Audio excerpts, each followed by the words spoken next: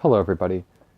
Sorry I haven't made a video in a while. I've been working in and around New York doing landscapes and hardscapes, meaning like concrete sidewalks and asphalt driveways, that kind of thing.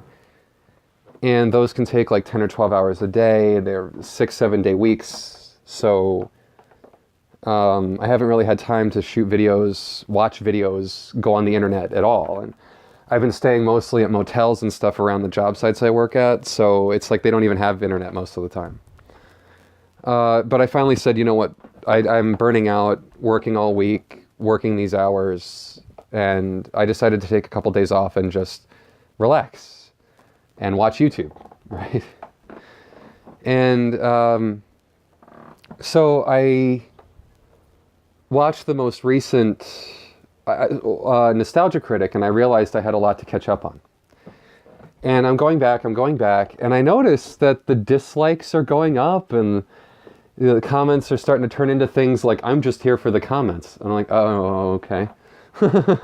So I'm now going back through this whole Doug Walker situation, where I guess he left Channel Awesome, and that there was some sort of rights issue with the guy who runs Channel Awesome or owns it, and that guy, I think his name is Michael, but right, like, is it Michael Mashad? I should have researched this a little better.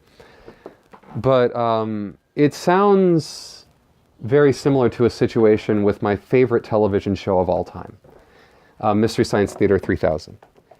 And on that show, the president of Best Brains, Inc., and that was the company that produced Mystery Science Theater, withheld the rights from the rest of the creative team on the show for like 20 years. Where it's like he clearly considered himself Larry David to Joel Hodgson's Seinfeld. And it's kind of a coincidence that Joel Hodgson is actually very close friends with Seinfeld from back in the day.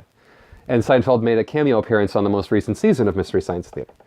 That was very funny. And it's just like, but Jim Mallon, who is former president of Best Brains, Inc., he was like the voice of Gypsy. You know what I mean? And Gypsy didn't even participate in the commentary. And he might have been in the writer's room, but it wasn't exactly like, you know, thing one and thing two that were equally the creative forces behind the show. It's that one guy happened to be the money at one point. And now he's always going to be the money. Now he's always got to make his investment back.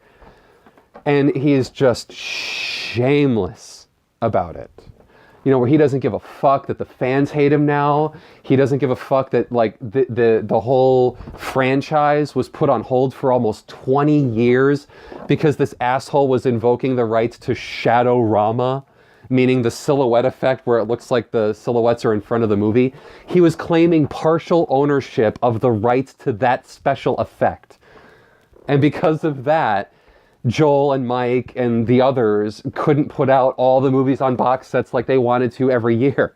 Like the rest of the creative team wanted to have box sets out there chugging money. You know, and then there's Jim Mallon where it's like, no, you have to get my sign off on every single release. And he wouldn't sign off on them. You know what I mean? And purely 100% for the sake of being a dick. Purely just to be like, because it's all the power he has because he's not creative. And so in this like social Darwinist economy we live in, that's the little corner he chewed out. Is like, I'm a producer, I'm a money man, and I got to get my investment back. And that's what it sounds like Doug is dealing with. Where he's dealing with a totally uncreative person who doesn't make any of his own content, right? He doesn't sit in front of a camera and dazzle you himself. He's got to pay other people like Doug to do that. And rather than honor that gift and respect it, no, he's like, dance, monkey, dance. It reminds me of that scene from Zoolander with Patton Oswalt as the photographer, like, dance, monkey, dance. He's like throwing the bananas at the cymbals, like, louder, more fun. And it's too bad that those motherfuckers are so litigious and so shameless on that score as well. about betraying their friends and stabbing them in the back, and we'll meet through our lawyers and we'll be talking through our attorneys from now on. Oh man, they have no fucking shame about that. And I'm sure whoever's got Doug by the balls over at Channel Awesome has pulled that whole shtick and just been like, you know, yeah, well, I own the Nostalgia Critic. Poor Doug. Poor Doug. You know, and Doug, please get away. I think he already is, judging from how the comments have kind of, you know, taken a turn for the upbeat now, and people seem to be a little more like, oh, it seems like Doug's all right. Seems like he's going to be okay, but then there's a lot of people that are like, well, he may have also had a lot of Nostalgia Critic in the can. You know, as Doug would say, it's an industry term for having shot it beforehand.